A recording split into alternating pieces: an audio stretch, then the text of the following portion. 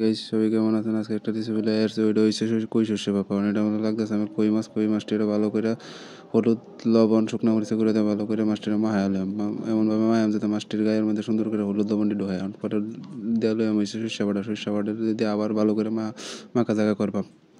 ভাজা হয়ে গেছে, অনেকটা ডাকনাওয়ালা বাড়ির মধ্যে সুন্দর করে মাছটি বিছাই দিয়ে দিলাম। মাছটি যাতে সুন্দর করে বিছাই, যে বিছানো হয়ে গেছে মাছটি।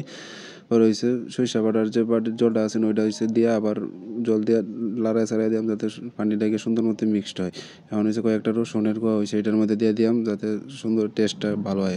হচ্ছে কাঁচামরিচ ছাড়া হইতো না, কাঁচামরিচের একটা সুন্দর একটা গ্রান আছে, ওটা দিলে একটা স্বাদ বাড়ে তরকারিটা। এখন হচ্ছে সরিষার তেলের এটার বিকল্প নাই, এটা দিতেই হইব, যেটা ছাড়া হইতো না। এখন হচ্ছে ডাকনাটা লাগাই দিলাম, ডাকনাটা লাগাই কড়াইয়ের মধ্যে কিছুটা পানি দিয়া একটা স্ট্যান্ড বসাই, এটার মধ্যে 20 মিনিট লাগে ঢাকা দিয়ে রাখবাম।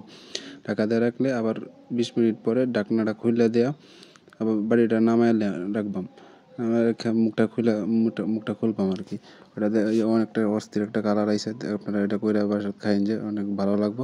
ভিডিওটা ভালো লাগলে লাইক কমেন্ট শেয়ার করে দিন, যে আজকের লাগে বিদায় লইতেছি।